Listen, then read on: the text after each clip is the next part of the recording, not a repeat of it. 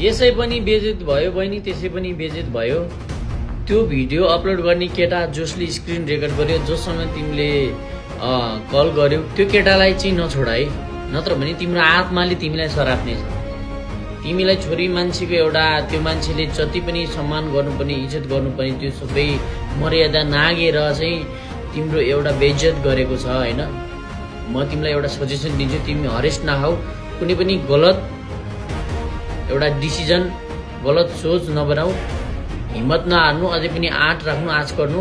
त्यो केटालाई पनि त्यसै नछोड्नु। त्यसले पाठ सिकेको होस्, तिम्रो कारणले गर्दा अरू दिदी बहिनीहरूले पनि यस्तो कहिले पनि बदनामी सहनु नपरोस्। तिमीले अलिकति बलियो हुनुपर्छ है।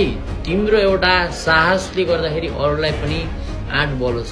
कोही केटाहरूले कोही केटीको त्यसरी भिडियो बनाएर कसैलाई नाङ्गो नबनाओस्। अर्को चोटि जिन्दगीमा डराओस्, 100 चोटि सोचोस् मैले कसैको बदनाम गर्नुभन्दा अगाडि मेरो पनि बदनाम हुन्छ भनेर।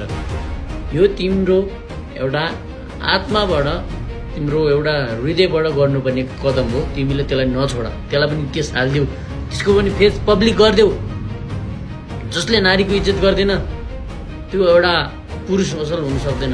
त्यो कसैको राम्रो छोरा, कसैको राम्रो बुढा, कसैको राम्रो श्रीमान, कसैको राम्रो बाबा हुन सक्दैन। त्यसलाई पनि बदनामी गरिदेऊ। सिधै भन्छु, यो चाहिँ मनदेखि भने हो कि होइन। सम्पूर्ण दर्शक दिदीबहिनी, तिमीले विश्वास गर्यो, भिडियो कल गर्यो, आफ्नो वस्त्र उगार्यो, देखायो, तर त्यसले तिमीमाथि चिटिङ गर्यो, तिमीमाथि बदला लियो होइन। यसमा त तिम्रो दोष छैन भन्दिनँ, केटा मात्रै निर्दोष भन्दिनँ, केटाको पनि दोष, केटीको पनि दुवैजना दोष छ। तर आइन्दादेखि यो भिडियो हेरिसके पछाडि दिदीबहिनीहरूले सोच्नुपर्छ 1000 चोटि।